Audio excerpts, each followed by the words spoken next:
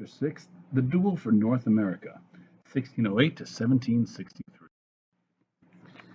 As the 17th century neared its sunset, a titanic struggle was shaping up for mastery of the North American continent. The contest involved the three Old World nations, Britain, France, and Spain, and it unavoidably swept up Native American peoples as well. From 1688 to 1763, four bitter wars convulsed Europe. All four of those conflicts were world wars. They amounted to a death struggle for domination in Europe, as well as in the New World, and they were fought on the waters and soil of two hemispheres. Counting these first four clashes, 9 world wars have been waged since 1688. The American people, whether as British subjects or as American citizens, proved unable to stay out of a single one of them. And one of those wars, known as the 7 Years' War in Europe and the French and Indian War in America, set the stage for American independence. France finds a foothold in Canada. Like England and Holland, France was a latecomer in the scramble for New World real estate, and for basically the same reasons. It was convulsed during the 1500s by foreign wars and domestic strife, including the frightful clashes between the Roman Catholics and the Protestant Huguenots. On St. Bartholomew's Day, 1572, over 10,000 Huguenots, men, women, and children, were butchered in cold blood. A new era dawned in 1598 when the Edict of Nantes, issued by the Crown, granted limited toleration to French Protestants. Religious wars ceased, and in the new century, France blossomed into the mightiest and most feared nation in Europe, led by a series of brilliant ministers and by the vainglorious King Louis XIV. Enthroned as a 5-year-old boy, he reigned for no less than 72 years, surrounded by a glittering court and fluttering mistresses. Fatefully for North America, Louis XIV also took a deep interest in overseas colonies. Success finally rewarded the exertions of France in the New World after rocky beginnings. In 1608, the year after Jamestown, the permanent beginnings of a vast empire were established at Quebec, a granite sentinel commanding the St. Lawrence River. The leading figure was Samuel de Champlain, an intrepid soldier and explorer whose energy and leadership fairly earned him the title Father of New France. Champlain entered into friendly relations, a fateful friendship, with the nearby Huron Indian tribes. At their request, he joined them in battle against their foes, the federated Iroquois tribes of the upper New York area. 2 volleys from the lightning sticks of the whites routed the terrified Iroquois, who left behind 3 dead and 1 wounded. France, to its sorrow, thus earned the lasting enmity of the Iroquois tribes. They thereafter hampered French penetration of the Ohio Valley, sometimes ravaging French settlements and frequently serving as the allies of the British in the prolonged struggle for supremacy of the continent. The government of New France, or Canada, finally fell under the direct control of the king after various commercial companies had faltered or failed. This royal regime was almost completely autocratic. The people elected no representative assemblies, nor did they enjoy the right by trial by jury as the English colonies. Population in Catholic New France grew at a listless pace. As late as 1750, only 60,000 or so whites inhabited New France. Landowning French peasants, unlike the dispossessed English tenant farmers who embarked for the British colonies, had little economic motive to move. Protestant Huguenots, who might have had religious motive to migrate, were denied a refuge in this raw colony. The French government, in any case, favored its Caribbean island colonies, rich in sugar and rum, over the snow-cloaked wilderness of Canada.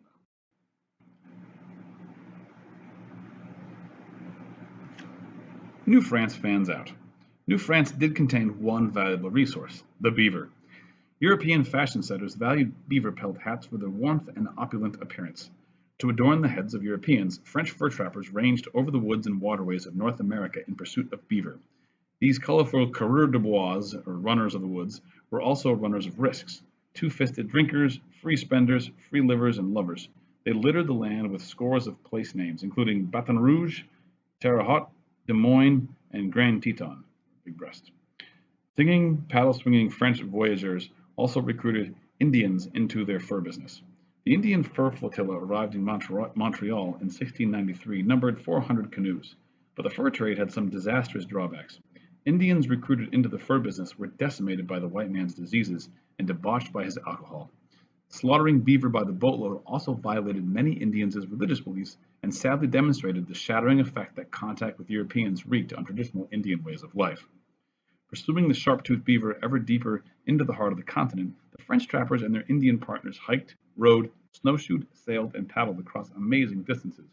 They trekked in a huge arc across the Great Lakes, into present-day Saskatchewan and Manitoba, along the valleys of the Platte, the Arkansas, and the Missouri, west to the Rockies, and south to the border of Spanish Texas. You can see the map on the left. In the process, they all but extinguished the beaver population in many areas, inflicting incalculable ecological damage. French Catholic missionaries, notably the Jesuits, labored zealously to save the Indians for Christ and from the fur trappers. Some of the Jesuit missionaries, their efforts scorned, suffered unspeakable tortures at the hands of the Indians. But though they made few permanent converts, the Jesuits played a vital role as explorers and geographers. Other explorers sought neither souls nor fur, but empire.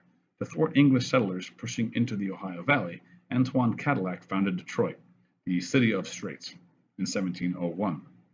To check Spanish penetration into the region of the Gulf of Mexico, ambitious Robert de La Salle floated down the Mississippi in 1682 to the point where it mingles with the Gulf.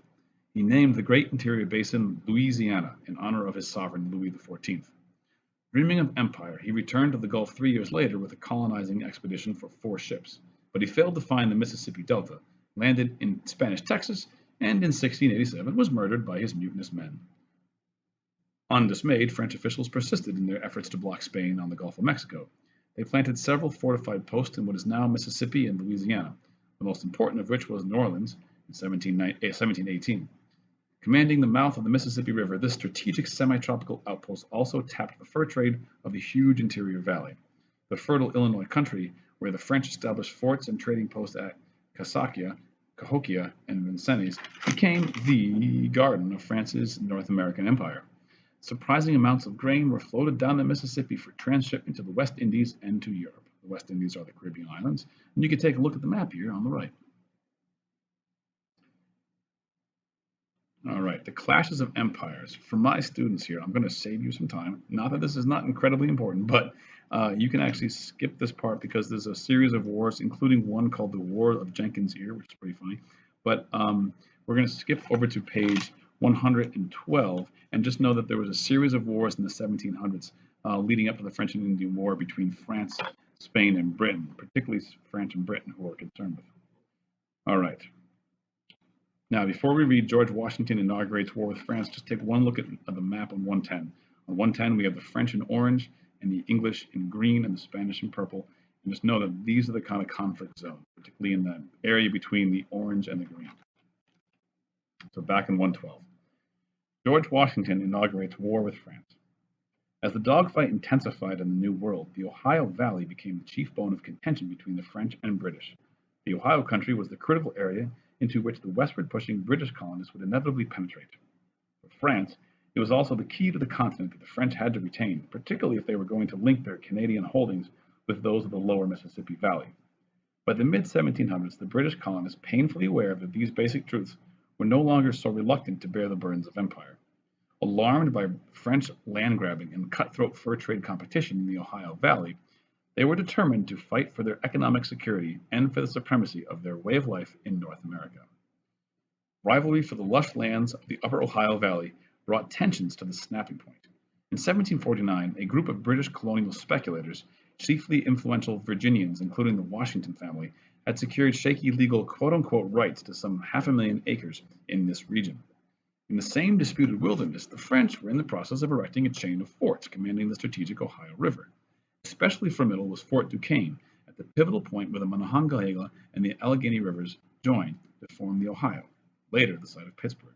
So we kind of point, if you pause and look down at the Ohio country map in 112, you can sort of see this is western Pennsylvania basically, and this area was a kind of gray area between the French and the British. Back on 113. In 1754, the governor of Virginia ushered George Washington, a 21-year-old surveyor and fellow Virginian, onto the stage of history. To secure the Virginians' claims, Washington was sent to the Ohio country as a lieutenant colonel in command of about 150 Virginia militiamen. Encountering a small detachment of French troops in the forest about 40 miles from Fort Duquesne, the Virginians fired the first shots of the globe-girdling new war. The French leader was killed and his men retreated. An exultant Washington wrote, "I heard the bullets whistle, and believe me, there is something charming in the sound." It soon lost its charm. The French promptly returned with reinforcements who surrounded Washington in his hastily constructed breastworks, Fort Necessity. After a 10-hour siege, he was forced to surrender his entire command in July 1754, ironically the 4th of July. He was permitted to march his men away with the full honors of war. With the shooting already started, and in danger of spreading, the British authorities in Nova Scotia took vigorous action. Understandably fearing a stab in the back from the French Acadians, whom Britain had acquired in 1713, the British brutally uprooted some 4,000 of them in 1755. These unhappy French deportees were scattered as far south as Louisiana, where the descendants of the French-speaking Acadians are now called Acadians, and a number nearly a million. Global War and Colonial Disunity. The first three Anglo-French colonial wars had all started in Europe, but the tables will now reversed. The fourth struggle, known as the French and Indian War, began in America. Touched off by George Washington in the wilds of the Ohio Valley in 1754, it rocked along an undeclared basis for 2 years and then widened into the most far-flung conflict the world had yet seen, the 7 Years' War. It was fought not only in America, but in Europe, in the West Indies, in the Philippines, in Africa, and on the ocean. The 7 Years' War was a 7 Seas War. In Europe, the principal adversaries were Britain and Prussia on one side, arrayed against France, Spain, Austria, and Russia on the other. The bloodiest theater was in Germany, where Frederick the Great deservedly won the title of Great by repelling French, Austrian, and Russian armies, often with the opposing forces outnumbering his own 3-1. The London government, unable to send him effective troop reinforcements, liberally subsidized him with gold. Luckily for the British colonists, the French wasted so much strength in this European bloodbath that they were unable to throw an adequate force into the New World. America was conquered in Germany, declared Britain's great statesman William Pitt. So in other words, in case you're following along, because all the resources of France were being thrown into fighting in Germany, they weren't able to reinforce themselves over here in the colonies. In previous colonial clashes, the Americans had revealed an astonishing lack of unity. Colonists who were nearest the shooting had responded much more generously with volunteers and money than those enjoying the safety of remoteness. Even the Indians had laughed at the inability of the colonists to pull together. Now, with musket balls already splitting the air in Ohio, the crisis demanded concerted action. In 1754, the British government summoned an intercolonial Congress to Albany, New York, near the Iroquois Indian country. Make note of this, folks, the Albany Congress. Travel-weary delegates from only 7 of the 13 colonies showed up. The immediate purpose was to keep the scalping knives of the Iroquois tribes loyal to the British in the spreading war. The chiefs were harangued at length and then presented with 30 wagon loads of gifts, including guns. The longer-range purpose of the Albany Congress was to achieve greater colonial unity and thus bolster the common defense against France. A month before the Congress assembled, ingenious Benjamin Franklin published in his Pennsylvania Gazette, the now famous cartoon of the colonial era, showing the separate colonies as parts of a disjoined snake in the broadcast slogan, "Join or Die." So folks, the "Join or Die," the kind of famous snake one, is not from the Revolutionary War, it's from the French and Indian War, to join together to help the British fight the French. Franklin himself, a wise and witty counselor, was the leading spirit of the Albany Congress. His outstanding contribution was a well-devised but premature scheme for colonial home rule. The Albany delegates unanimously adopted the plan, but the individual colonies spurned it, as did the London regime. To the colonists, it did not seem to give enough independence. To British officials, it seemed to give too much. The disappointing result confirmed one of Franklin's sage observations. All people agreed on the need for a union, but their weak noddles were perfectly distracted when they attempted to agree on details. Okay, for the next couple of sections, I'm going to stop here and try and save you guys some time. I will say from my class anyway, on 114 where it says Braddock's blundering, and then the next heading where it says Pitt palms the victory, those are military specifics and battles, which if you're into military history, check it out. I will say the general themes we should know is that the British commanders made serious blunders that made the colonists question how awesome they were and maybe give them, the colonists, more confidence. But ultimately, if you flip to 116, largely due to William Pitt, the Prime Minister's administrative role, the British were able to win the 7 Years' War. And if you look at the two maps, I'll save you the reading, North America before 1754, before the war, you can see that the orange, the French control a huge chunk of the territory. But after 1763, when the French and Indian War was over and England won, French had a tremendous amount of loss. The Spanish, the allies of the English, get a bunch of the purple zone, and England pretty much controls now all of its North America continent all the way to the Mississippi, the French are no more a factor, except for a little bit of Haiti down below in the Caribbean. So England wins, and they now control the continent, and the French are gone. So I'm going to continue on restless colonists. Britain's colonists, baptized by fire, emerged with increased confidence in their military strength. They had borne the brunt of the battle at first. They had fought bravely alongside the crack British regulars, and they had gained valuable experience, officers and men alike. In the closing days of the conflict, some 20,000 American recruits were under arms. The French and Indian War, while bolstering colonial self-esteem, simultaneously shattered the myth of British invincibility. On Braddock's bloody field, the buckskin militia had seen the demoralizing regulars huddled helplessly together or fleeing their unseen enemy. Ominously, friction had developed during the war between arrogant British officers and the new raw colonial Boers. Displaying the contempt of the professional soldier for amateurs, the British refused to recognize any American militia commission above the rank of captain, a demotion humiliating to the quote-unquote Colonel George Washington. They also showed the usual condensation of snobs from the civilized old country towards the scum who had confessed failure by fleeing to the outhouses of civilization. General Wolfe referred to the colonial militia, with exaggeration, as, quote, in general, the dirtiest, most contemptible, cowardly dogs that you can conceive. Energetic and hard-working American settlers, in contrast, believed themselves to be the cutting edge of British civilization. They felt that they deserved credit rather than contempt for risking their lives to secure the New World Empire. British officials were further distressed by the reluctance of the colonists to support the common cause wholeheartedly. American shippers, using fraudulent papers, developed a golden traffic with the enemy ports of the Spanish and French West Indies. This treasonable trade in foodstuffs actually kept some of the hostile islands from starving at the very time when the British Navy was trying to subdue them. In the final year of the war, the British authorities, forced to resort to drastic measures, forbade the export of all supplies from New England and the Middle Colonies. Other colonists, self-centered and alienated by distance from the war, refused to provide troops and money for the conflict. They demanded the rights and privileges of Englishmen without the duties and responsibilities of Englishmen. Not until Pitt had offered to reimburse the colonies for a substantial part of their expenditures, some £900,000, did they move with some enthusiasm. If the Americans had to be bribed to defend themselves against a relentless and savage foe, would they ever unite to strike the mother country? The curse of intercolonial disunity, present from early days, had continued throughout the recent hostilities. It had been caused mainly by enormous distances, by geographical barriers like rivers, by conflicting religions from Catholic to Quaker, by varied nationalities from Germans to Irish, by differing types of colonial governments, by many boundary disputes, and by the resentment of the crude backcountry settlers against the aristocratic bigwigs on the coast. Yet unity received some encouragement during the French and Indian War when soldiers and statesmen from widely separated colonies met around common campfires and council tables. They were often agreeably surprised by what they found. Despite deep-seated jealousy and suspicion, they discovered that they were all fellow Americans who generally spoke the same language and shared common ideals. Cue the patriotic music in the background. Barriers of disunity began to melt, although a long and rugged road lay ahead before a coherent nation would emerge. Americans, a people of destiny. The removal of the French menace in Canada profoundly affected American attitudes. While the French hawk had been hovering in the north and west, the colonial chicks had been forced to cling. Turn the page, you can skip the makers of America.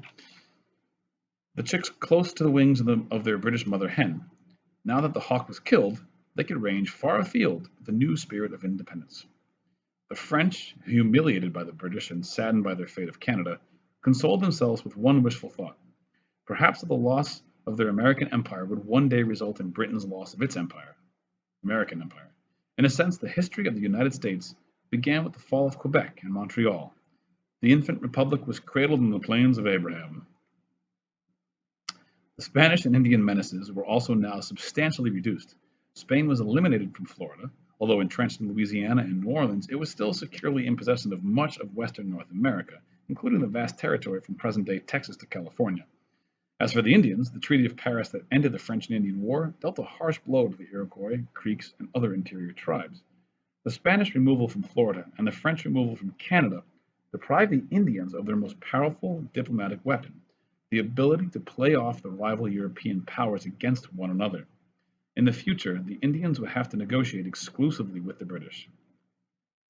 Sensing the newly precarious position of the Indian peoples, The Ottawa chief Pontiac in 1763 led several tribes, aided by a handful of French traders who remained in the region, in a violent campaign to drive the British out of the Ohio country. Note this rebellion, guys, it's big. Pontiac's warriors besieged Detroit in the spring of 1763 and eventually overran all the three British posts west of the Appalachians, killing some 2,000 soldiers and settlers. The British retaliated swiftly and cruelly. Waging a primitive version of biological warfare, one British commander ordered blankets infected with smallpox to be distributed among the Indians. Such tactics crushed the uprising and brought an uneasy truce to the frontier. His bold plan frustrated, Pontiac himself perished in 1769 at the hands of a rival chieftain. As for the British, the bloody episode convinced them of the need to stabilize relations with the Western Indians and to keep regular troops stationed along the restless frontier, a measure for which they soon asked the colonists to foot the bill. Just a little footnote for our local Massachusetts people. The British commander who used the smallpox-infected blankets to kill the Indians was Jeffrey Amherst, and they named the college town Amherst after him in Western Mass. Land-hungry American colonists were now free to burst over the dam of the Appalachian Mountains and flood out over the verdant western lands. Woohoo! A tiny rivulet of pioneers like Daniel Boone had already trickled into the Tennessee and Kentucky area. Other courageous settlers made their preparations for the long, dangerous trek over the mountains. Then, out of a clear blue sky, the London government issued its Proclamation of 1763. Know this one as well. It flatly prohibited settlement in the area beyond the Appalachians, pending further adjustments. The truth is that this hastily drawn document was not designed to oppress the colonists at all, but to work out the Indian problem fairly and prevent another bloody eruption like Pontiac's uprising. You can see the proclamation line on page 120. But countless Americans, especially land speculators, were dismayed and angered. Was not the land beyond the mountains their birthright? Had they not, in addition, purchased it with their blood in the recent war? In complete defiance of the proclamation, they clogged the westward trails. In 1765, an estimated 1,000 wagons rolled through the town of Salisbury, North Carolina, on their way up west. This wholesale flouting of royal authority boded ill for the longevity of the British rule in America. The French and Indian War also caused the colonists to develop a new vision of their destiny. With the path cleared for the conquest of the continent, with their birth rate high and their energy boundless, they sensed that they were a potent people on the march, and they were in no mood to be restrained. Lordly Britons, whose suddenly swollen empire had tended to produce swollen heads, were in no mood for backtalk. Puffed up over the recent victory, they were already annoyed with their unruly colonial subjects. The stage was set for a violent family quarrel.